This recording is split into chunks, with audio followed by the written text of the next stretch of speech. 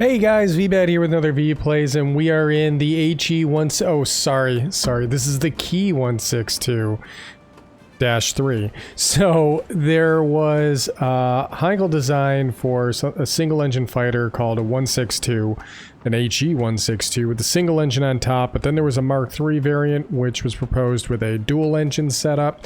And the Japanese were given these designs and would have theoretically made them as keys.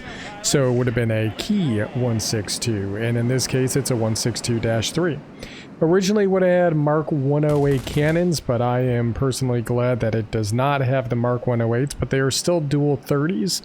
And we are actually going head-to-head with a Yak-30 Specialized. I am not sure what to expect, but the Yak-30 is going to have all the turn performance and none of the competition, I guess is the right way to say that. He's not going to have any of the competition of dealing with another turn platform except for one of himself.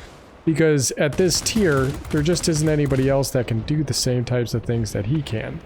So there he is right there. Let's see if we can get an intercept. We got a good hit on him there initially. Is he distracted? He is! Perfect. That's what we were hoping for. There is a Hunter over here. And a 190D. Oh, no. We can outturn both of these guys. We are more of a mid-altitude fighter. But the Hunter has the ability to get itself up to pretty high heights. The 230s... they overheat pretty quick, and they're not super accurate. Ooh, things are getting a bit hairy over here. Let's see what we can do.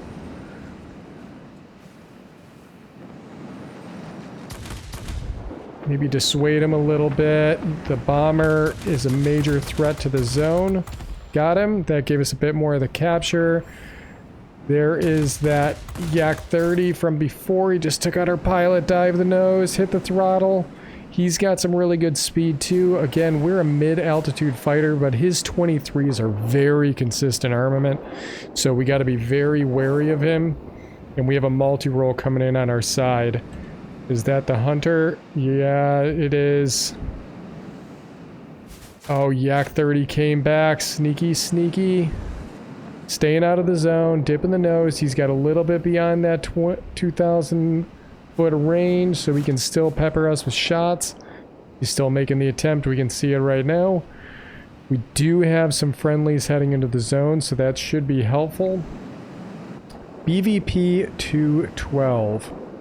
This guy's no slouch himself. But getting this guy off my bomber. It's going to be a good move.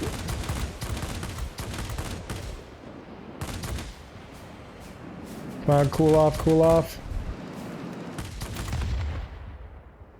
Not a great save, but a little bit of one. I know that's him. Yeah, it is. It's him. We picked up the mid, though. That's awesome. That's what we needed. What do we got here? An attacker. Attacker is no slouch either. But, again, we are a tier 10. Sporting some good speed and maneuverability.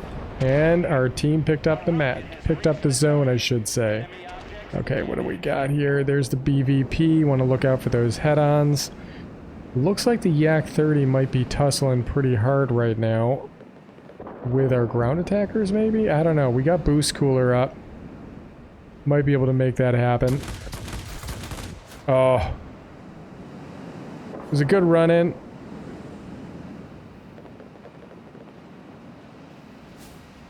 I see him. He's back here. This might be a bad move here. But we're straightening him out for the air defense aircraft. Of course, we just shot the air defense aircraft. Okay, boost is up. Come on, get out of the zone. Never die in the zone. We're on fire. Come on, firefighter. Work. There it is. 582 miles an hour.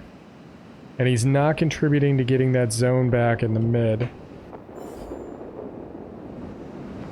Well, if he's going to do that, we're going to do this. We're going to try and aid our ally here.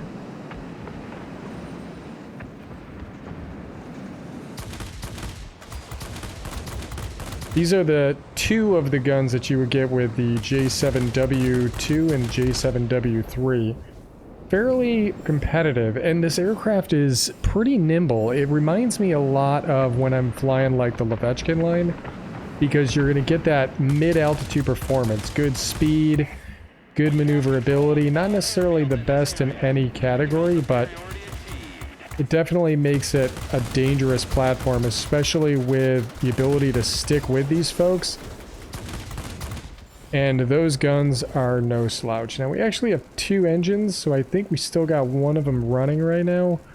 Though it's hard to discern which one. It would be nice to get them both back, though.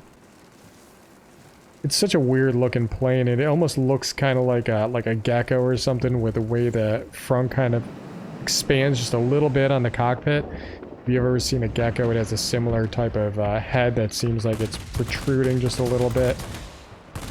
I think we all have. Everybody's seen the Geico commercials, but that works out really well because the aircraft was actually nicknamed the Salamander, so somebody must have seen what I've been seeing. Alright, we've got Tu-12. My buddy is tussling with the attacker, and it looks like he might be losing that fight, so let's give him a hand. Always good to go and assist a teammate. And that'll give us a little bit of an edge with potentially getting that capture. Oh, that sucks. You know, you turn away for a short period of time. Hit the F3 button since we're in the zone and tell the team that they really should be concentrating on capturing this.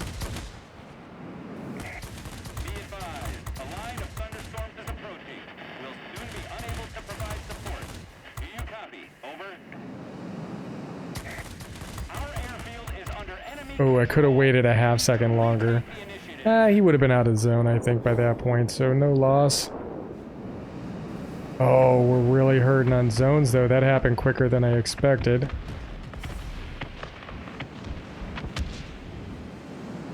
This one's injured. We don't need to kill these guys in the zone since they are defense aircraft. They will count even outside of the sector. Let the guns cool off a bit, though. There we go. Oh, that attacker is on us. And that's a BVP. Tu-12, huh? That guy's got some pretty serious 20s on him. And with our wing out, we're actually suffering from a loss of roll maneuverability.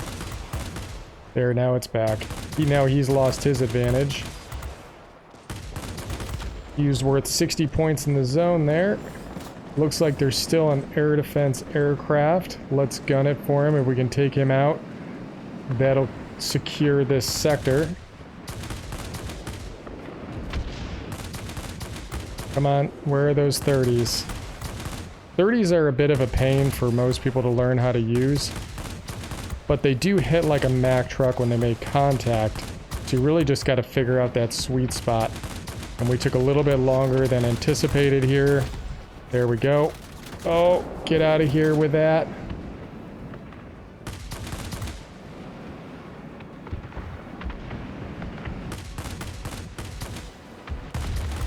Another one of my allies dead in the zone. Got this guy. Who's next? You're not doing so hot either. How about you? We're way above our altitude that we should be operating at. A couple of pot shots here. Dissuade him maybe. Got him. Who's next? Who's next? See the heavy. We're trying to come up from underneath him if we can. We're about to get air supremacy against us. Yeah, there it is. Hard to fight that, but we got a stellar score. Just really suffered in the mid here, trying to get this capture. Watch these heavies, they will try and ram you. We're also way above our altitude comfort zone. Yeah, I see you. There's the Yak. Let's try and tussle with him a little bit. This is a bad move, probably. But it's squall line, and we've only got a couple of seconds left. Using that rudder to get the turnaround on him. Oh, nice hits. Unfortunately, it was a loss. But as you can see from the scores, I think we flew the wings off of this thing. We just weren't able to hold the mid. And really, our major mistake was when we were trying to defend the mid, but got chased over to the garrison and goofed around over here. We really should have maintained the mid. If we were just to take out one of those bombers, it would have been a victory. Oh, I forgot to put up GG. Sorry, man. It was a good game if you ever watched the video. But yeah, the Ki-162s, the dual 30mm setup is the bane of a lot of people's existence. You find them on the Ki-162s, the Focke-Wulf 252, and you also find it on the Swift. And only having two 30s really feels like you're underpowered, just because the 30s are a little bit temperamental to begin with, but once you start to sync up with them a little bit more, the damage potential is really good. It's only 480 here on paper, but now think about how many times we got some really solid critical hits in. In fact, we got 21 crits during that battle, and that allows you to be able to turn the advantage. So if you're in a dogfight with somebody, like we were playing, you know, shooty taggy, I guess, for the BVP 212, towards about the 3/4 point of the match, and we managed to take out his wing, and that's one of his major strengths, is his roll maneuverability. So by taking out his wing, it allowed us to really be able to lock in those guns, although maybe not in my hands, but we were able to finally take him out. And you actually see that, oh, where is it? Under critical damage, I can't even mouse up on here, but if you see under Sven, we took out both wings at one point.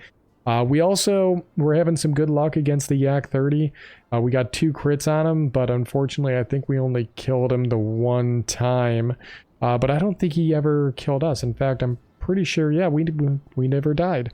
We got 480 capture points, but if you look, or sorry, 560, but 480 of it were while attacking. And we only managed to capture one sector, and that sector was the military base. So we definitely had to put a lot of work into it, because they kept kicking it back over on us. But, you know, it's just one of those things that happens every so often, is just trying to gain and maintain a zone is going to be very critical. But we did end up getting, what was that? It's Wing Legend, right? Yeah, we got Wing Legend, we got Akamatsu, and we also got Conquerors. So we definitely flew this plane. I don't want to say we flew it well, because I think tactically we made some mistakes, but I think if you were just to look at aerial maneuvers, I thought we did fairly well.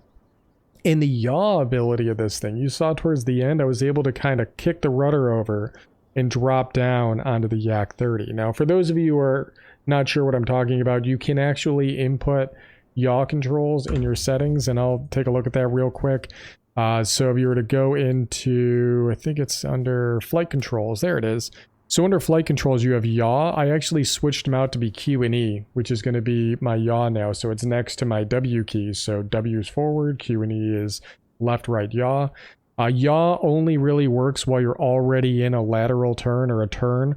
If you try to just hit the rudder while flying straight and level, your plane does some weird stuff, mostly because rudders are oriented from the midpoint of the fuselage going up, so it ends up rolling you a little bit.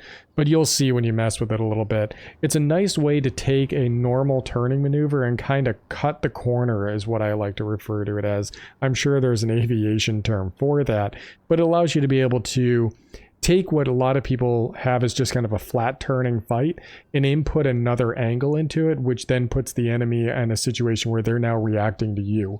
And you want the enemy to have to react to you, because then that puts them in a position where they are at a disadvantage because they don't know what you're going to do next. So it allows you to be able to get some advantage. And there was a couple spots that I was able to get the 30s back on track on the Yak-30 right towards the end of the battle there. And that could be the difference between a win and a loss in a dogfight. But there it is, guys. The Salamander, the Ki-162-III, or the Heinkel 162. Anyways, I hope you guys enjoyed the video, and as always, I'll catch you guys on the next one.